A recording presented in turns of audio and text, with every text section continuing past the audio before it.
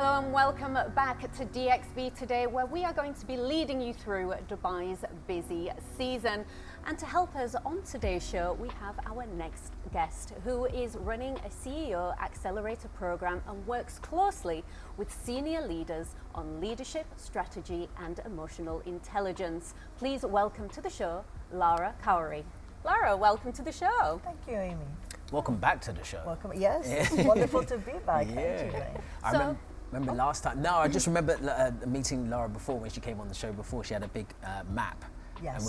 And we were having a good time and navigating the map. It's kind of like a mood board, isn't it? Like a vision board. A little bit like a mood board. It's a map of human behaviors. Oh. So if any of you is familiar with the DISC behavioral styles, the 4 main behavioral styles that all human beings have, we've got different styles for different times in our life. And if any of you has kids, you'll be able to see this in your kids. Even a toddler, you'll have a toddler who, for example, is really quiet and soft. So you can tell that's more of the introvert, so they would be on one side of the map and they would have behaviors from that side of the map mainly. You might have another toddler who's very outgoing, very smiley, very loud, so they're on the extrovert side of the map and they've got behaviors from there. However, because we're talking about Dubai's busy season, who we are changes depending on what we're going through. And in Dubai's busy season, we all get a little bit more stressed, whether that's because of the traffic or because we're running events, we're organizing events, things aren't going the way they're supposed to, and our behaviors will change. And it's very, very important for us to be able to recognize that change in ourselves as well as recognize it in others. Definitely. Well, Lara, I mean, that's so insightful, but I just want to take a little step back because this is actually the first time that we've met. Yes. And I'm really interested to know about the CEO Maker and what that is exactly. The CEO Maker is the combination of my and my business partner, Rajiv Daswani's experiences. So going back to a point that Sam made earlier, I used to be in corporate, and then one day I made the decision to step off the corporate ladder. Rajiv ran a very successful engineering company for about 20 odd years. And between the two of us, we saw that there were gaps in leadership development that we felt with our backgrounds, with our certifications, our qualifications, we could fill. So we came together and we developed the CEO Maker, which is the world's first empathy-based, business-focused accelerator for leadership development. It can go anywhere from 3 months, 6 months, 12 months, and then you become more self-aware, you become more empathetic, you become more able to lead authentically. And this is a huge thing these days, authentic leadership. And especially when it comes to another point that you were making earlier, AI. AI and leadership are very much intertwined right now. And it's not one or the other. It's how do they come together. Can I ask you a question? Of course. Since you mentioned the leadership, sorry. What's a common weakness you've seen in some of the CEOs you've dealt with? I love that question. It's a very important question. The one thing that I will say first off is I wouldn't look at things as weaknesses, because what I perceive as a weakness in someone else could perceive as a strength. So what I will say instead is there's a common misconception that Rajiv and I see when we're working with senior leaders, junior leaders, and that is the misconception that in order to be a leader, you have to behave in a certain way. And that way is usually walk into a room, have a big voice, have a big presence, tell people how to do, when to do it, why to do it. And that's not necessarily what leadership has to be. There's a concept that's gotten very popular in the last few years called servant leadership. And when I learned about servant leadership, that's when I realized that's the kind of leader that I was when I was in corporate. I was quiet, I was calm, and I was very focused on giving my team the tools and the support that they needed in order to achieve either their KPIs or the department's KPIs. And I was a very effective leader from that space. And the point of the CEO Maker, and the reason we called it the CEO Maker, is because Rajiv and I believe that every person has the ability to become a CEO or to be a CEO.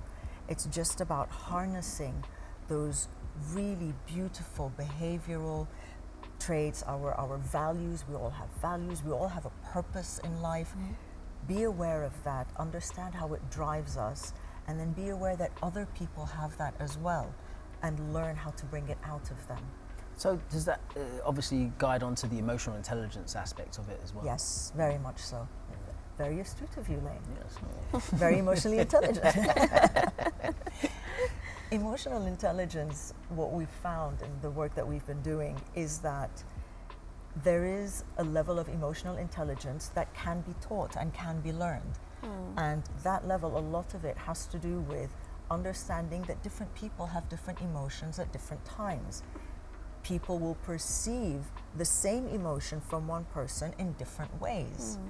I might see, say Amy, right? If you one day walked in crying, I might immediately think, oh my gosh, she's had a bad day, what's happened? Someone else might look at it and think, why can't she get herself under control? Why is she crying? This is very unprofessional. We have different behaviors. I'm coming from the more introvert, caring kind of personality, behavioral style. The other person is coming more from the task-oriented, we're here to do a job, let's get it done professionally, let's get it done well. And so we'll perceive the same thing in two different ways. And leading through Dubai's busy season, it's really important that we're able to recognize that, so that when we have a team member who, for example, is usually very gregarious, very outgoing, if this person becomes quiet all of a sudden and withdrawn, they might be really stressed. And we need to know that so that we can help them through that. So I had a call earlier this morning with a CEO who's just stepped into this position, and he's moved from Germany and he's moving his whole team to the UAE. Oh, wow. And he's like, oh, I have all these events coming up in Dubai, and I'm just so overwhelmed, right? And going back to your point on servant leadership, I was very much a servant leader when I was in corporate, but I found that during times of, I wouldn't say crisis, but times where you needed to give a little bit more, I would morph into a transformational leader, and I would become a lot more extroverted when I'm introverted by nature, right? But it's just what the situation called for. So do you have any advice for CEOs that are navigating, this time in Dubai, and they might be more introverted or extroverted, whichever way they may be, on the best kind of, not tools, but ways that they can harness their own leadership abilities during this time, so that they are not as overwhelmed or anxious or, That is a beautiful question. That's a very caring question, very servant leader question. The one thing that I would say to anyone who's going through, and especially the person that you were just speaking of, who's moving the entire team over, and it's very overwhelming, be kind to yourself. Appreciate that you are under stress. Appreciate that your behaviors will change. Accept that. And I'm not saying accept that your behavior is okay with everyone, because it may not be. Accept that your behavior has changed, be okay with that change, and be okay with trying to find what will help you navigate that change. And because you mentioned leaders who are usually introverts, and are now being more extroverted, that might come across as very strange to some people. Certainly when I'm under stress, I do become more extroverted, and I've been told over the years that I become quite brash and bordering on rude. And I realize that in myself, and now I have noticed how I feel in my body when I'm moving into that stress behavior. And I can say, okay, I'm getting stressed. I appreciate that this is an important conversation that we have to have. I would appreciate 5 minutes to go and do what I need to do to come back fully open and ready to have this conversation with you. This is the show for us. Me in particular, I think you as well, Amy, we're very busy people. And Wissam is obviously who he is, right? Yes. So we need you. So could you just stick around and stay with us? Absolutely, with pleasure. I'm always here. Wonderful, thank you.